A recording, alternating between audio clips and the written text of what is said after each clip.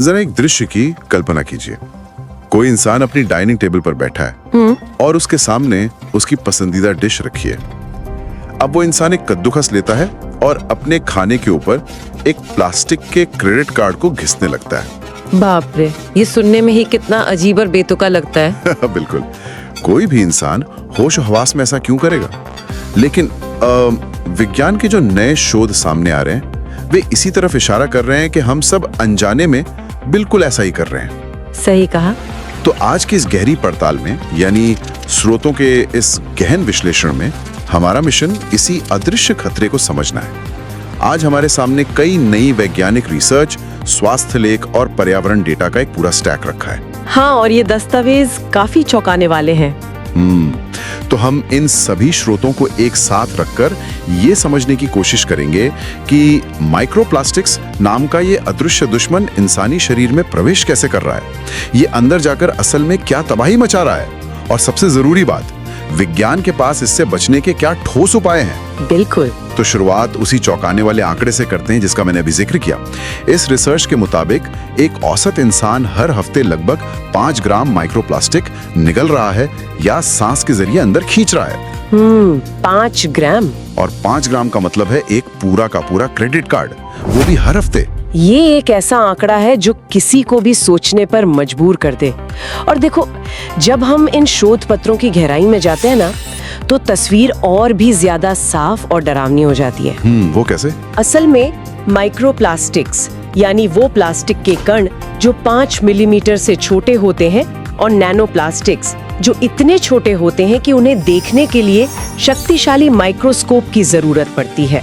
अब ये हमारे पर्यावरण का कोई बाहरी हिस्सा नहीं रहे हैं। मतलब ये हमारी जिंदगी में पूरी तरह घुस चुके हैं। हाँ, वे बाकायदा इंसानी जीवन चक्र का हिस्सा बन चुके हैं। हम यहाँ सिर्फ पर्यावरण प्रदूषण की बात नहीं कर रहे हैं, ये अब एक बहुत बड़ा पब्लिक हेल्थ क्राइसिस बन चुका है। अच्छा। स्रोतों में दिए गए एक आर्थिक डेटा पर अगर हम नजर डालें तो सिर्फ साल 2018 में अकेले अमेरिका में प्लास्टिक के रसायनों से जुड़ी स्वास्थ्य समस्याओं के इलाज और प्रबंधन पर $250 बिलियन का भारी भरकम खर्च आया था। $250 बिलियन, बाप रे। वही तो, ये हमें बताता है कि ये सिर्फ एक पर्यावरण का मुद्दा नहीं है, बल्कि ये सीधे तौर पर अर्थव्यवस्था और हेल्थ केयर सिस्टम को खोखला कर रहा है। हर हफ्ते एक क्रेडिट कार्ड के बराबर प्लास्टिक, मतलब ये बात दिमाग से निकल ही नहीं रही है। लेकिन सबसे बड़ा सवाल जो इन शोध पत्रों को देखकर मेरे मन में आ रहा है वो ये है कि आखिर ये आ कहां से रहा है। हम लोग कोई जानबूझकर तो प्लास्टिक चबा नहीं रहे ना। चलिए इस प्रवेश द्वार वाले रहस्य को थोड़ा डिकोड करते हैं। मैंने इन स्रोतों में एक बहुत ही दिलचस्प और हालिया भारतीय अध्ययन देखा जिसे टॉक्सिक लिंक ने किया है। हाँ, टॉक्सिक लिंक की स्टडी। ये अध्ययन सीधे तौर पर रसोई से जुड़ा है। इसमें नमक और चीनी की बात की गई है। बिल्कुल, टॉक्सिक लिंक की वो स्टडी इस पूरे विषय का एक बहुत ही महत्वपूर्ण हिस्सा है, क्योंकि ये सीधे तौर पर उस चीज पर प्रहार करती है जिसे हर दिन हर भोजन में इस्तेमाल किया जाता है। सही बात है, नमक और चीनी के बिना तो खाना बनता ही नहीं है। तो इस अध्ययन में शोधकर्ताओं ने ना ऑनलाइन प्लेटफॉर्म्स और स्थानीय बाजारों से 10 अलग-अलग प्रकार के नमक और 5 प्रकार की चीनी के सैंपल लिए। इनमें वो टेबल सॉल्ट भी था जो रोजमर्रा इस्तेमाल होता है, सेंधा नमक भी था जिसे हम लोग उपवास या स्वास्थ्य के लिए अच्छा मानते हैं, और समुद्री नमक भी शामिल था। और नतीजे क्या निकले? सबसे हैरान करने वाली बात ये थी कि चाहे वो पैकेट वाला महंगा ब्रांड हो या खुली बिकने वाली चीनी, सभी 15 सैंपल्स में 0.1 मिलीमीटर से 5 मिलीमीटर आकार के माइक्रोप्लास्टिक्स पाए गए। सारे के सारे सैंपल्स में? हाँ, सभी में। हाँ। और ये कण सिर्फ एक ही तरह के नहीं थे, इनमें माइक्रोफाइबर, छोटे छर्रे और प्लास्टिक की पतली फिल्म्स शामिल थीं। 1 मिनट के लिए यहाँ रुकते हैं। नमक में प्लास्टिक कैसे आ सकता है? मतलब चीनी तो फिर भी गन्ने से बनती है, फैक्ट्रियों में बहुत सी मशीनों से गुजरती है, तो शायद वहाँ से आ गया हो। चीनी में वहाँ से आ सकता है। लेकिन नमक तो समंदर के पानी को सुखाकर या खदानों से निकाला जाता है ना, उसमें फाइबर और छर्रे कहाँ से आ गए? इसके पीछे का मैकेनिज्म क्या है? देखो, यही तो सबसे बड़ा कैच है। समुद्र का नमक कैसे बनता है? समुद्री पानी के वाष्पीकरण से।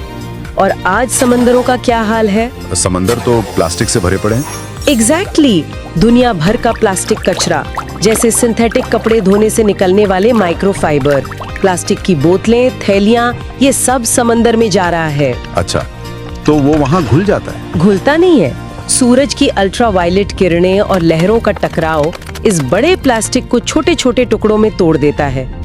फिर जब समंदर का पानी सूख कर नमक के क्रिस्टल बनाता है, तो वो पानी में मौजूद उन माइक्रोप्लास्टिक्स को भी उसी क्रिस्टल के अंदर कैद कर लेता है। ओह, मतलब जब हम समुद्री नमक खा रहे होते हैं तो हम असल में समुद्र में तैरता हुआ प्लास्टिक खा रहे होते हैं। हाँ, बिल्कुल यही हो रहा है।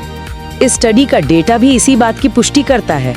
सबसे अधिक माइक्रोप्लास्टिक्स आयोडीन युक्त नमक में पाए गए, जो बहुरंगीन पतले फाइबर के रूप में थे। और सबसे कम किस में मिले? जो जैविक सेंधा नमक होता है ना, यानी ऑर्गेनिक रॉक सॉल्ट, जो पहाड़ों या खदानों से आता है, जहाँ समुद्री प्रदूषण नहीं है, उसमें इनकी मात्रा सबसे कम पाई गई। ये तो बहुत ही तार्किक बात है। लेकिन अगर हम भारत के संदर्भ में बात करें तो भारतीय डाइट में नमक और चीनी का इस्तेमाल वैसे भी बहुत ज्यादा है। बहुत ज्यादा है, हाँ। स्रोतों में दिए गए आंकड़ों के हिसाब से तो एक औसत भारतीय रोजाना लगभग 10.98 ग्राम नमक और 10 चम्मच चीनी खाता है, जो कि विश्व स्वास्थ्य संगठन की सेफ लिमिट से कहीं ज्यादा है। वही तो, यानी हमारी डाइट की वजह से हमारे शरीर में प्लास्टिक जाने की रफ्तार दोगुनी या तिगुनी हो चुकी है। बिल्कुल। उच्च खपत का सीधा मतलब है उच्च एक्सपोजर। लेकिन देखो, बात सिर्फ खाने तक सीमित नहीं है। और भी कुछ है क्या? हाँ, इन स्रोतों में से एक स्टडी और है जो नीदरलैंड के यूटीआर पार्क में साइकिल चलाने वालों पर की गई है। ये स्टडी हवा के जरिए होने वाले एक्सपोजर को समझाती है। हवा से मतलब सांस लेने से? जी हाँ।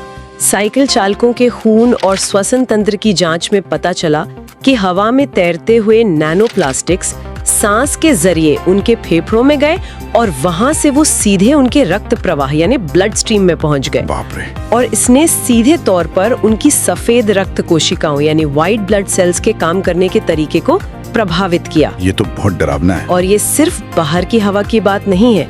घर के अंदर, हमारी अपनी रसोई में जब कोई नॉनस्टिक या टेफलॉन बर्तन में खाना पकाता है, खासकर जब उस बर्तन पर थोड़ी खरोच आ गई हो। हाँ, नॉनस्टिक बर्तन तो हर घर में होते हैं। तो उच्च तापमान पर वो बर्तन लाखों की संख्या में नैनो प्लास्टिक सीधे खाने में छोड़ता है। इसके अलावा प्लास्टिक के कटिंग बोर्ड पर चाकू चलने से भी हर कट के साथ प्लास्टिक के बारीक कण सलाद या सब्जी में मिल जाते हैं। इस पूरी प्रक्रिया को देखकर तो ऐसा लग रहा है कि रसोई ही एक माइक्रोप्लास्टिक फैक्ट्री बन गई है। हम सब अनजाने में ही अपने हर खाने में एक प्लास्टिक का अदृश्य तड़का लगा रहे हैं। प्लास्टिक का अदृश्य तड़का, ये उपमा इस स्थिति को बहुत अच्छे से बयां करती है। लेकिन क्या इसका कोई आसान उपाय नहीं है? जैसे हम सब्जियों को पकाने से पहले अच्छी तरह धोते हैं, क्या पानी से धोने पर ये कण साफ नहीं हो जाते? जहाँ तक सब्जियों को धोने की बात है ना, तो सतह पर चिपकी हुई धूल या बाहरी माइक्रोप्लास्टिक तो पानी से बह सकता है, लेकिन ये कोई पक्का समाधान नहीं है। ऐसा क्यों? क्योंकि विज्ञान हमें बताता है कि नैनो प्लास्टिक्स आकार में इतने छोटे होते हैं कि वे मिट्टी और पानी के जरिए पौधों की जड़ों में प्रवेश कर जाते हैं। जड़ों के अंदर? हाँ, पौधे जब जड़ों से पानी खींचते हैं तो कैपिलरी एक्शन के जरिए ये प्लास्टिक के कण पानी के साथ तने, पत्तियों और फलों के अंदर तक पहुंच जाते हैं। ओह, यानी वो सब्जी के अंदर ही उग रहे हैं। एक तरह से हाँ। तो कोई इंसान सब्जी को बाहर से कितना भी धो ले, जो प्लास्टिक सब्जी के टिश्यूज के अंदर बैठ गया है, उसे तो बाहर नहीं निकाला जा सकता ना। ठीक है। तो स्थिति ये है कि प्लास्टिक नमक में है, चीनी में है, बर्तन इसे खाने में मिला रहे हैं, हवा से ये फेफड़ों में जा रहा है और सब्जियों के तो ये अंदरूनी ऊतकों तक पहुंच चुका है। बिल्कुल। तो हमने इन प्रवेश द्वारों को तो अच्छी तरह समझ लिया। अब इस स्टैक के अगले हिस्से की तरफ बढ़ते हैं। शरीर के अंदर जाने के बाद असल में होता क्या है? ये अदृश्य तड़का हमारे अंगों के साथ क्या कर रहा है? शरीर के अंदर इन कणों की जो यात्रा है, वो मानव जीव विज्ञान के लिए एक बिल्कुल नई चुनौती है। मतलब जब ये कण खून में पहुंच जाते हैं तो ये पूरे शरीर में घूमने लगते हैं। यहाँ नेचर हेल्थ की एक बहुत ही चौंकाने वाली रिपोर्ट हमारे स्रोतों में है। इस शोध में 2016 से 2024 के बीच मानव मस्तिष्क के ऊतकों यानी ब्रेन टिश्यूज का अध्ययन किया गया। दिमाग के ऊतकों का? हाँ, और जो डेटा सामने आया वो किसी अलार्म बेल से कम नहीं है। 8 सालों के भीतर मस्तिष्क के ऊतकों में प्लास्टिक का जमाव 3445 माइक्रोग्राम प्रति ग्राम से बढ़कर 4917 माइक्रोग्राम प्रति ग्राम हो गया। अगर हम इसे थोड़ी आसान भाषा में समझें तो इन नंबरों का क्या मतलब है? इसे ऐसे समझिए कि अगर 2016 में किसी इंसान के दिमाग में प्लास्टिक की मात्रा एक चुटकी भर रेत के बराबर थी, तो 2024 आते आते वो मात्रा बढ़कर लगभग 1.5 चुटकी हो गई है। मतलब ये बहुत तेजी से बढ़ रहा है? हाँ, बहुत तेजी से। और जो लोग डिमेंशिया जैसी बीमारियों से पीड़ित थे, उनके मस्तिष्क में तो ये स्तर 26,076 माइक्रोग्राम तक था। यानी उस चुटकी भर रेत की तुलना में एक पूरी मुट्ठी भर रेत के बराबर प्लास्टिक उनके दिमाग में जमा था। लेकिन एक सेकंड, मुझे बायोलॉजी की अपनी पुरानी क्लास याद आ रही है। मस्तिष्क के पास तो अपना खुद का एक बहुत ही सख्त सिक्योरिटी सिस्टम होता है ना, जिसे ब्लड ब्रेन बैरियर कहते हैं। बिल्कुल होता है। इसका काम ही यही है कि खून में मौजूद किसी भी फालतू केमिकल या कचरे को दिमाग में जाने से रोका जाए। तो फिर ये प्लास्टिक्स इस सख्त सिक्योरिटी को चकमा देकर दिमाग के अंदर घुस कैसे आ रहा है? ये एक बेहतरीन सवाल है। ब्लड ब्रेन बैरियर असल में एक बहुत ही सख्त वीआईपी बाउंसर की तरह काम करता है, लेकिन नैनोप्लास्टिक्स के पास 2 ऐसे हथियार हैं जो इस बाउंसर को चकमा दे देते हैं। वो 2 हथियार कौन से हैं? पहला है उनका आकार। ये इतने सूक्ष्म होते हैं कि कोशिकाओं के बीच की बेहद बारीक जगहों से भी फिसलकर निकल जाते हैं। अच्छा, और दूसरा? दूसरा है उनका रासायनिक स्वभाव। कई प्लास्टिक कण लिपोफिलिक होते हैं, यानी वे फैट या वसा की ओर आकर्षित होते हैं। और चूंकि हमारा मस्तिष्क मुख्य रूप से फैट से बना होता है, ये कण आसानी से बैरियर को पार कर मस्तिष्क के ऊतकों में घुल मिल जाते हैं और वहीं जमा होने लगते हैं। यहाँ मैं एक बात जरूर उठाना चाहूंगा, क्योंकि ये हाल ही में काफी चर्चा में रही है। अमेरिका के एक प्रमुख राजनीतिक चेहरे हैं रॉबर्ट केनेडी जूनियर। उनका एक दावा काफी वायरल हुआ था। उन्होंने कहा था कि हर इंसान के दिमाग में 1 चम्मच प्लास्टिक है। हाँ, मैंने भी सुना था। अब चूंकि हम यहाँ इन वैज्ञानिक दस्तावेजों का बिल्कुल निष्पक्ष रूप से विश्लेषण कर रहे हैं, हमारा किसी राजनीति से कोई लेना देना नहीं है, तो क्या विज्ञान इस 1 चम्मच वाले दावे का समर्थन करता है? देखिए, राजनीति को एक तरफ रख दें और अगर हम सिर्फ विज्ञान और इस नेचर हेल्थ की स्टडी के डेटा को देखें, तो वो दावा एक अतिशयोक्ति है। अतिशयोक्ति मतलब बड़ा चढ़ाकर बोला गया है? हाँ, एक स्वस्थ मस्तिष्क के ऊतकों में प्लास्टिक की वास्तविक मात्रा 50.3 माइक्रोग्राम प्रति ग्राम पाई गई है। अगर इसे कुल वजन के हिसाब से देखें, तो ये केनेडी के उस 1 चम्मच वाले दावे से लगभग 100 गुना कम है। 100 गुना कम? तब तो बहुत फर्क है। फर्क तो है, लेकिन यहाँ इस डेटा का दूसरा पहलू बहुत ही चिंताजनक है।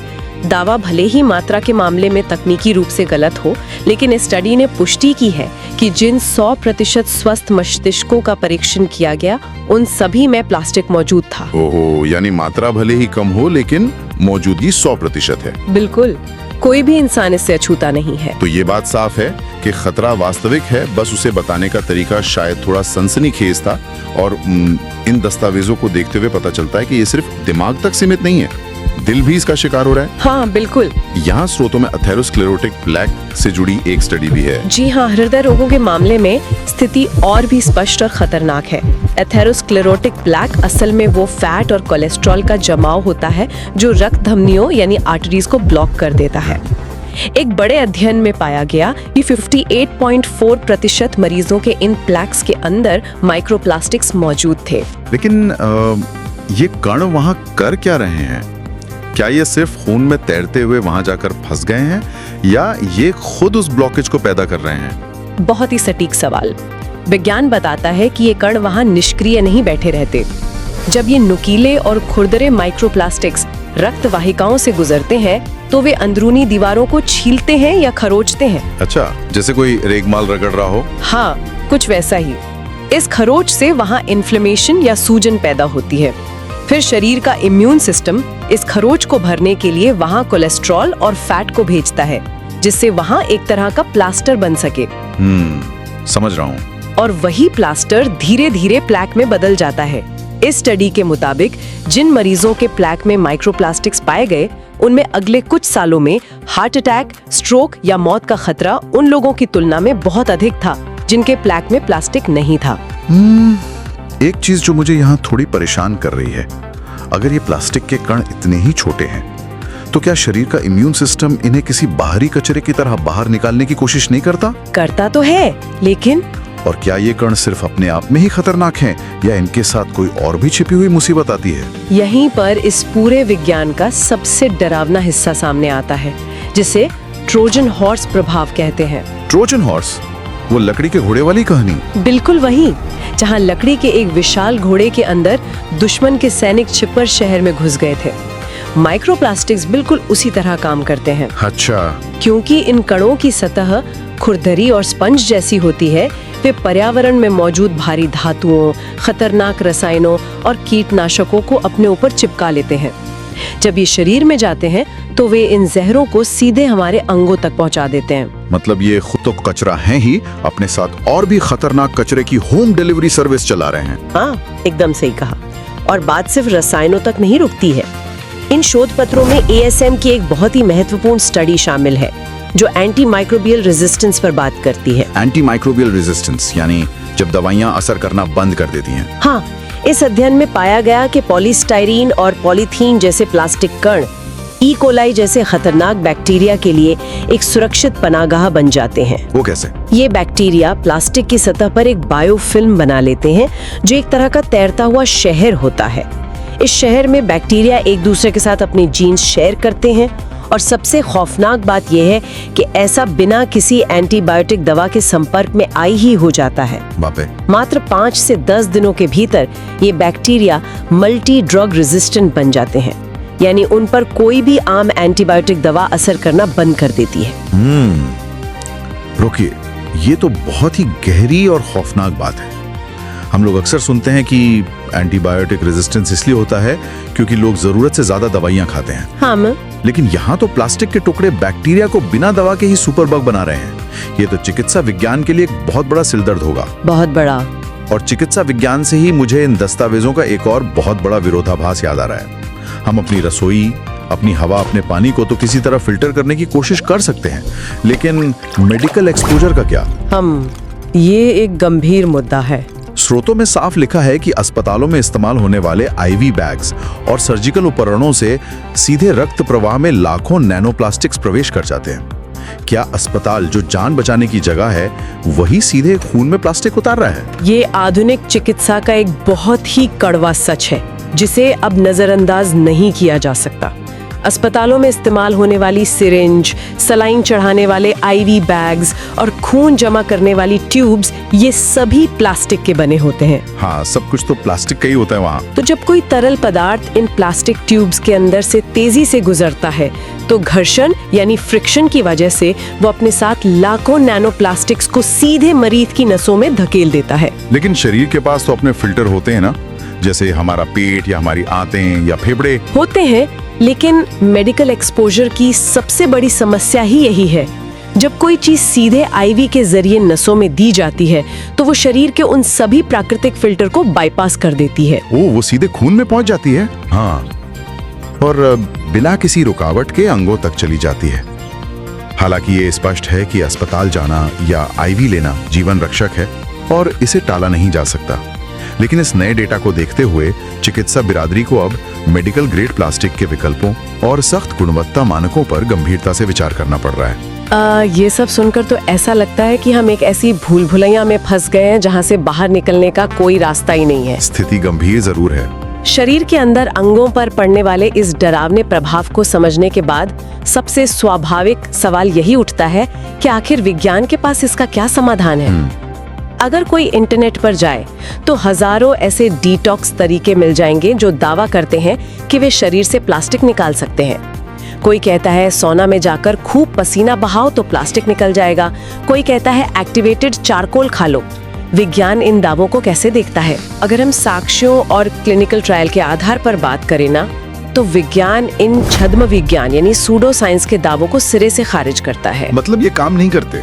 देखिए, साउना में पसीना बहाने से शरीर से कुछ मात्रा में प्राकृतिक टॉक्सिन्स जरूर निकल सकते हैं, लेकिन जो नैनो प्लास्टिक्स मस्तिष्क या हृदय के ऊतकों के अंदर कोशिकाओं में जाकर फंस चुके हैं, वे पसीने के जरिए बाहर नहीं आ सकते। और चारकोल वाला दावा? इसी तरह एक्टिवेटेड चारकोल पेट में कुछ रसायनों को सोख सकता है, लेकिन वह रक्त प्रवाह में घुले प्लास्टिक को नहीं निकाल सकता।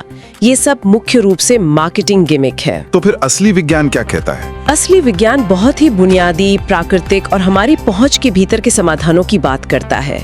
शोध पत्रों के स्टैक में फूड फ्रंटियर्स का एक अध्ययन है जो फाइबर की भूमिका पर बहुत जोर देता है। फाइबर? हाँ, ये अध्ययन कहता है कि अगर कोई इंसान रोजाना लगभग 30 ग्राम फाइबर का सेवन करता है, जो मुख्य रूप से दालों, चने और बीन्स में पाया जाता है, तो ये आंतों में माइक्रोप्लास्टिक्स के खिलाफ एक बेहतरीन हथियार का काम करता है। फाइबर ऐसा क्या करता है? क्या ये आंतों में जाकर किसी तरह का कोई जाल बना लेता है? मैं इसे शरीर की एक माइक्रोस्कोपिक झाड़ू की तरह देख पा रहा हूँ। माइक्रोस्कोपिक झाड़ू, ये बहुत ही शानदार उपमा है और वैज्ञानिक रूप से काफी सटीक भी है। वो कैसे? दरअसल फाइबर दो तरह का होता है। घुलनशील यानी सॉल्युबल फाइबर आंतों में जाकर एक जेल जैसा पदार्थ बना लेता है। ये जेल आंतों में मौजूद माइक्रोप्लास्टिक्स को अपने अंदर फंसा लेता है। अच्छा, तो वो जाल बन गया। और दूसरा वाला? अघुलनशील यानी इनसॉल्युबल फाइबर, वो उस झाड़ू की तरह काम करता है जो मल का वजन बढ़ाता है और उस फंसे हुए प्लास्टिक के कचरे को बुहार कर शरीर से बाहर निकाल देता है। क्या बात है। इसके अलावा एंटीऑक्सीडेंट्स का विज्ञान भी बहुत दिलचस्प है। जर्नल ऑफ फार्मास्यूटिकल एनालिसिस के एक हालिया अध्ययन ने एंथोसाइनिन नाम के एक एंटीऑक्सीडेंट के कमाल पर प्रकाश डाला है। एंथोसाइनिन, ये किन चीजों में पाया जाता है और ये शरीर में जाकर प्लास्टिक से कैसे लड़ता है? एंथोसाइनिन वो प्राकृतिक तत्व है जो सब्जियों और फलों को उनका गहरा लाल, नीला या बैंगनी रंग देता है। ये बेरीज, शकरकंद और केल जैसी रंगीन सब्जियों में बहुत मात्रा में होता है। अब इसका मैकेनिज्म समझिए। जब माइक्रोप्लास्टिक शरीर में जाते हैं तो वे कोशिकाओं में ऑक्सीडेटिव स्ट्रेस पैदा करते हैं, यानी वे फ्री रेडिकल्स छोड़ते हैं जो कोशिकाओं को नष्ट करते हैं। तो इससे नुकसान क्या होता है? इस अध्ययन के अनुसार यही स्ट्रेस प्रजनन क्षमता यानी रिप्रोडक्टिव टॉक्सिसिटी को नुकसान पहुंचाता है, जैसे कि स्पर्म क्वालिटी का गिरना। ओह, अच्छा। तो एंथोसाइनिन क्या करता है? वो इन फ्री रेडिकल्स को बेअसर कर देता है और कोशिकाओं के चारों ओर एक सुरक्षा कवच बना लेता है, जिससे माइक्रोप्लास्टिक्स के कारण होने वाले प्रजनन संबंधी नुकसान को काफी हद तक रोका जा सकता है। बाप रे, ये सुनना किसी रहस्य उद्घाटन से कम नहीं है। मतलब इस बेहद आधुनिक और अदृश्य संकट का सबसे बेहतरीन और वैज्ञानिक इलाज किसी महंगी फैंसी दवा में नहीं, बल्कि हमारे दादा दादी के जमाने के उस साधारण खानपान में छिपा है। बिल्कुल। फाइबर से भरी दालें, रंगीन सब्जियां और खाना रखने के लिए प्लास्टिक की जगह कांच या स्टील के बर्तन, यही सब ना? हाँ, पुरानी जीवन शैली जिसमें प्लास्टिक का नामो निशान नहीं था, आज के समय की सबसे बड़ी वैज्ञानिक आवश्यकता बन गई है। और खुशी की बात यह है कि अब बदलाव सिर्फ व्यक्तिगत स्तर पर नहीं हो रहे हैं, बल्कि सिस्टम के स्तर पर भी हो रहे हैं। अच्छा, सिस्टम के स्तर पर क्या हो रहा है? अगर हम भारत की बात करें तो FSSAI यानी भारतीय खाद्य सुरक्षा और मानक प्राधिकरण ने 1 जुलाई 2027 से लागू होने वाले कुछ नए और बहुत सख्त लेबलिंग नियम पेश किए हैं। इन नए नियमों से एक आम इंसान को प्लास्टिक से बचने में कैसे मदद मिलेगी? इन नए नियमों का एक बहुत बड़ा हिस्सा मिनिमली प्रोसेस्ड फूड्स की पारदर्शी लेबलिंग पर केंद्रित है। मिनिमली प्रोसेस्ड का मतलब क्या हुआ? इसका मतलब है वो खाना जिसे कारखानों की लंबी चौड़ी प्रक्रियाओं से नहीं गुजारा गया हो, जैसे जिसे सिर्फ साफ किया गया हो, काटा गया हो या ठंडा किया गया हो। अच्छा, तो जो खाना ज्यादा प्रोसेस्ड होता है उसमें रिस्क ज्यादा है। बिल्कुल। जब कोई खाद्य पदार्थ ज्यादा प्रसंस्कृत यानी अल्ट्रा प्रोसेस्ड होता है तो वो कारखाने में प्लास्टिक की बेल्ट्स, ट्यूब्स और अनगिनत पैकेजिंग लेयर्स से होकर गुजरता है, जहां से उसमें भारी मात्रा में माइक्रोप्लास्टिक्स मिल जाते हैं। तो नियम क्या करेंगे? FSSAI के नियम कंपनियों को मजबूर करेंगे कि वे साफ साफ बताएं कि खाना कितना प्रोसेस्ड है। जब लोग जानकारी के आधार पर अल्ट्रा प्रोसेस्ड और बहुत ज्यादा पैकेज फूड से बचेंगे तो शरीर में जाने वाला प्लास्टिक एक्सपोजर अपने आप बहुत कम हो जाएगा। यानी अब जिम्मेदारी सिर्फ इस बात पर नहीं है कि घर में क्या हो रहा है, बल्कि फूड इंडस्ट्री को भी जवाबदेह बनाया जा रहा है। जी हाँ, हमें ये व्यवहारिक रूप से समझना होगा कि प्लास्टिक रातों रात पूरी तरह से गायब नहीं होने वाला है, लेकिन सही जानकारी और सही विकल्पों के जरिए दैनिक जोखिमों को बहुत हद तक कम किया जा सकता है। तो अगर हम इन सारे शोध पत्रों और आज की इस पूरी गहरी चर्चा के मुख्य निष्कर्षों को एक साथ समेटें तो तस्वीर बहुत साफ हो जाती है। आज के इस आधुनिक युग में पूरी तरह से 100% प्लास्टिक मुक्त जीवन जीना शायद अब संभव नहीं रह गया है। हाँ, वो तो है, लेकिन इसका मतलब ये बिल्कुल नहीं है कि हम लोग बस हाथ पे हाथ धरकर बैठ जाएं। अपनी रसोई में कांच और स्टेनलेस स्टील के बर्तनों की वापसी करके, सिंथेटिक कपड़ों की जगह सूती या प्राकृतिक फाइबर पहनकर, और सबसे जरूरी बात, अपने आहार में दालों और रंगीन सब्जियों के रूप में उस माइक्रोस्कोपिक झाड़ू को सक्रिय रखकर इस खतरे को काफी हद तक बेअसर किया जा सकता है। एकदम सटीक निष्कर्ष। व्यक्तिगत स्तर पर किए गए ये छोटे छोटे बदलाव ही आगे चलकर एक बड़ा स्वास्थ्य लाभ देते हैं। विज्ञान डराने के लिए नहीं है, बल्कि जागरूक और तैयार करने के लिए है। बिल्कुल सही कहा। तो इस गहन विश्लेषण को खत्म करते हुए मेरे दिमाग में एक विचार आ रहा है जो थोड़ा अजीब है, लेकिन इस पूरी चर्चा का सार है। हम सभी जानते हैं कि प्लास्टिक को पूरी तरह नष्ट होने में कई 100 या शायद हजारों साल लग जाते हैं। हाँ, ये तो सच है। तो क्या ऐसा हो सकता है कि आज से सैकड़ों साल बाद जब भविष्य के पुरातत्वविद हमारी सभ्यता की खुदाई करेंगे और हमारे अवशेषों का अध्ययन करेंगे तो उन्हें हमारी हड्डियों और हमारे ढांचों से ज्यादा हमारे शरीर के अंदर संरक्षित वो प्लास्टिक मिले? बाप रे, वही प्लास्टिक जिससे हमने आज के इस जीवन को इतना सुविधाजनक बनाया था। ये तो बहुत ही गहरा और डरावना विचार है। सोचने वाली बात है। बिल्कुल। अगली बार जब कोई इंसान किसी माइक्रोवेव में प्लास्टिक के कंटेनर को रखकर अपना खाना गर्म करे तो उसे उस एक पल के लिए रुककर इस बात पर जरूर विचार करना चाहिए। आज के इस डीप डाइव में बस इतना ही।